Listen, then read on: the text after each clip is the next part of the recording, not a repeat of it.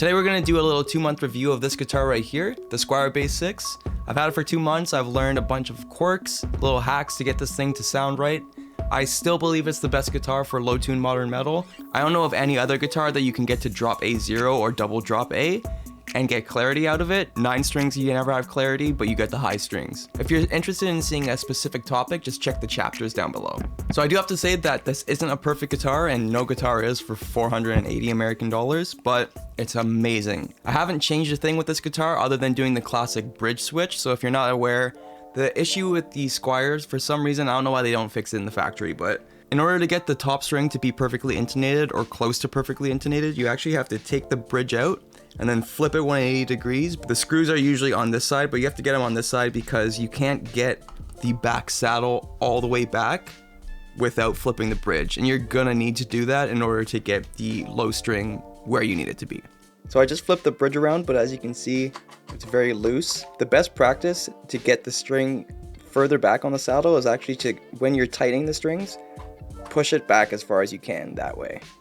Once I flipped it around, I found that it handles intonation quite well. It's super weird, but I'm finding that the lower I tune this and the worse the tension is, the better it actually holds intonation, which is super strange.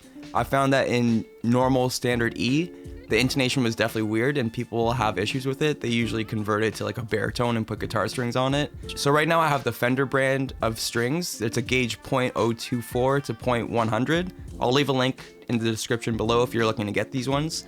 And it holds drop A surprisingly well. It's definitely a little bit duller, but it doesn't matter because when you have it through the amp, it sounds pretty sick. I'll leave a link to a community post where I've posted all of the gauges and tunings that I've had success with. It's easier than just saying them right now.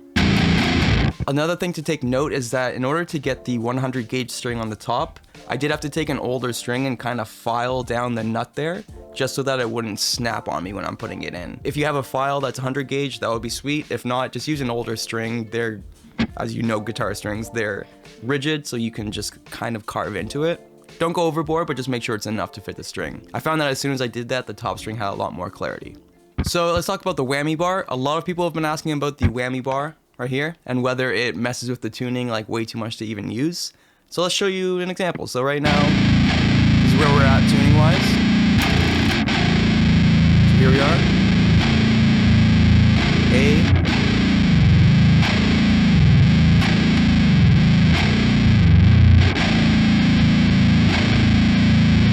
We're still on track. Let's try it with A, the octave up.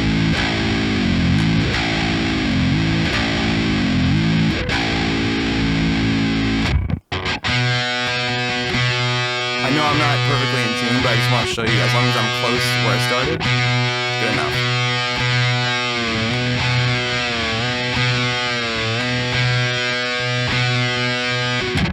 It ends up basically in the exact spot that it started. So the Whammy Bar doesn't mess things up. What I have noticed about the Whammy Bar, I've said this in a bunch of comments, you basically have to tune your guitar up, mess with the Whammy Bar for a second, retune it, and then you don't have any issues. If you just like play, tune the guitar, and then mess with the Whammy Bar, it might throw it off, but yeah, tune the guitar, mess with the Whammy Bar, tune it again, and then the Whammy Bar is good. You're good to go.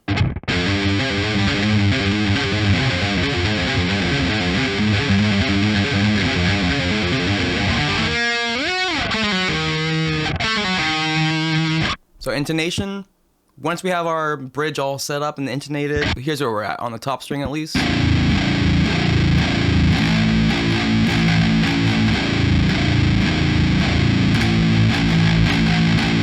The 12th string is basically in the same spot as the open, which is what I'm aiming for. It's not perfect, like if I play over here.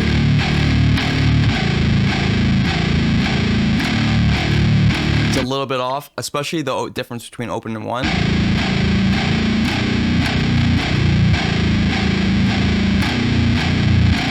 Quite a bit off, but I don't know any guitar that's perfect between open and 1. I haven't played a guitar that's perfect between open and 1. Maybe one with Evertune or maybe a really expensive guitar is, but one thing I do notice between the 24 to 100 gauge strings is that the 4th string, like the D string, is a little tighter than I want it to be.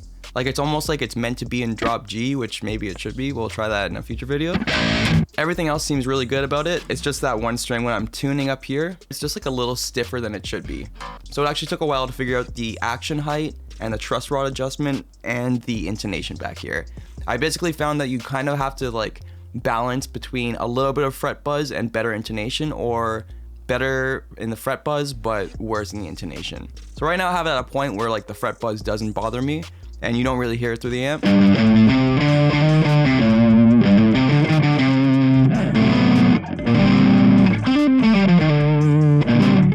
A lot of people talk about the guitar and saying that it doesn't intonate very well. I think if you're trying to play it as a bass and you're trying to be a rock bass player with a 6-string bass that looks like a guitar, you're gonna have issues. But for us metal fans, it's really good. I really like it. And the stock pickups sound amazing. If you've seen any of the videos that I've been posting, I've done 3 songs now with this guitar. I haven't touched any of my other guitars other than my Ibanez hollow body because it's just my couch guitar where I want to lounge and play jazz chords. So another important thing to note, I mean this goes with all guitars, everybody buys those things to put up here, but the truss rod noise, I usually either just put a foam here or you can buy that, I don't even know what they're called, but those little pieces of foam that strap here. I also put one here because I find that there's also a lot of either truss rod noise or because of the whole floating bridge system. It's beneficial to have one here so that you don't hear ringing every time you're playing. Just normal guitar stuff. So let me go through a few examples here of what you can do to get the best out of this guitar when you're recording and when you're playing. It's not any different from any other guitar except for the fact that it's a little bit more expressive. So for guitars, say you're palm muting over here.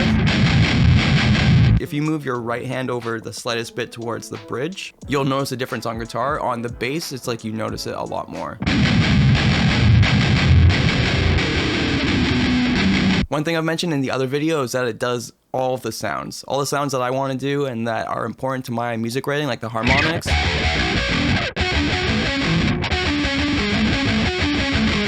Does all the sounds, does the structure sound. All of those are important to me, and the fact that I can get it to drop A0 is absolutely insane. I haven't changed it from drop A0. I've tried drop G. I may need thicker strings if I'm going to do that. I did like the way that it felt on the rest of the guitars, so if you're interested in seeing some drop G examples, let me know in the comments down below. I might get wild with it. So let me go through a few examples to show you how to get the most out of your Bass 6 when it comes to chugs, notes, bends, leads, and clean guitar. And bass.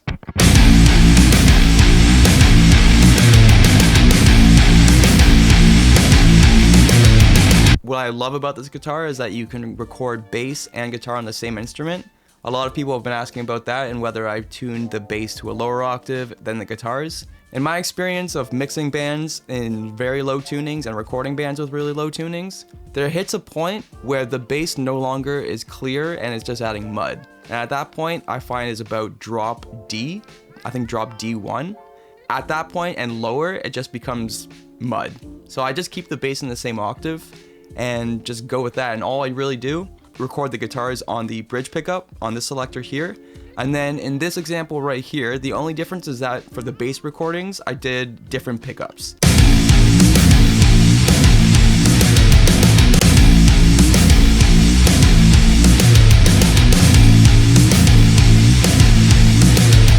As you'll see in the clean example in a bit, I've noticed that the noise drastically decreases when you're using 2 pickups. It's kind of like on a Strat if you're in position 2 or position 4.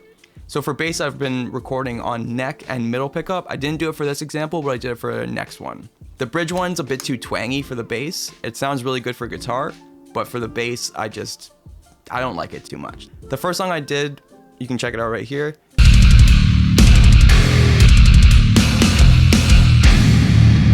I actually did in drop C sharp, and I did the bass on the same bridge pickup because I just wanted to see what it would be like not changing any settings and just going. And that sounded pretty good, but then as soon as I tried the middle pickup, I was like, okay, this is a lot better.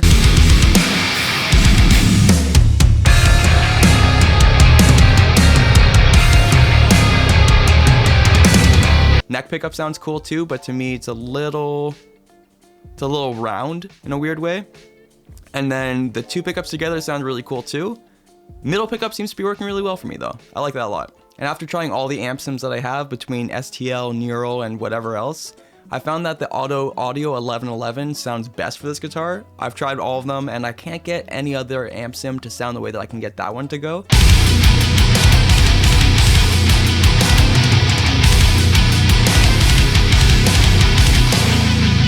I usually run the Will Putney STL tonality before it to use the pedal, and that's it. And then I use Auto Audio for everything else. Sometimes I'll use Miko 2 cabs, sometimes I just use the stock cabs and they sound really good. Luckily, I have a 50% off code. If anybody you want to try it out, I suggest try the 14-day trial. I almost guarantee that you're going to really like it as soon as you plug it in. And if you want to save 50% off, use the code right here, BKP50. A little bit of that kickback comes back to the channel, so if you want to support me and get a sick amp at the same time, use the code. So next example would be the CHUGS. So in this example, the only difference between the two takes is that my chugging hand, I've moved slightly more towards the neck just to get that djenty kind of cutty sound. But you'll notice on different like ringing out sections, as opposed to moving your hand the slightest bit or even pushing into the strings a little bit more than you normally would. I find for me the best tone that I can get at a CHUGS is to keep it really close to the bridge, but slightly push into the strings a little bit more than you normally would. So here's the first one. This one is more of a tighter chug closer to the neck.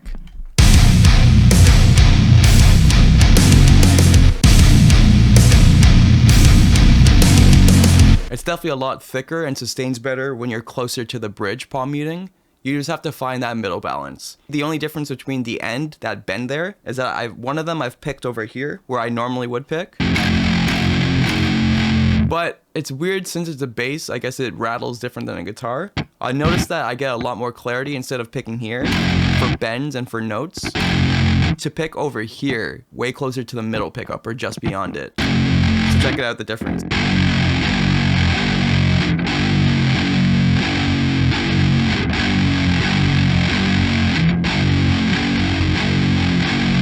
Picking near the bridge sounds really rattly, especially when I'm trying to double take things and all I hear is like string noise. But if I pick over here in the middle section, I get clarity out of the note.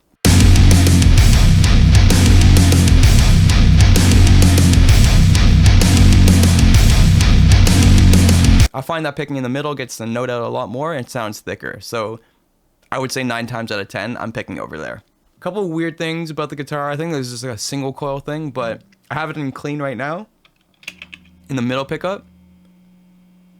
I don't know if you can hear it, but it's pretty noisy. So one hack I found, similar to like a Strat or anything with 3 pickups, if you go between the 2nd position or in the 4th position, so there's the 2nd, the noise drastically decreases. So that would be like the 2nd position on a Strat. And then 4th position with the middle and the neck pickup. But check this out. This is weirdly weird. If I take my hand off the strings, it's noisy again. So one thing to keep in mind is that if you're gonna do some cleans on here,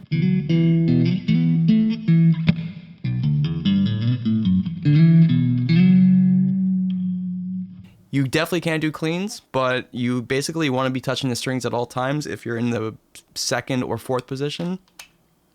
Or just live with the noise. I don't like the noise, so I choose to just make sure I'm always touching it. But here's a clean example.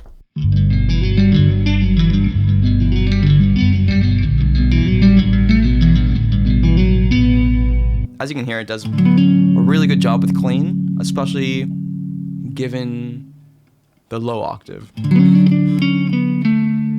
I think it's better as a guitar than it is as a bass, because as a bass player as well, the gap between the strings is like a guitar, not like a bass, so you can't really comfortably use your fingers.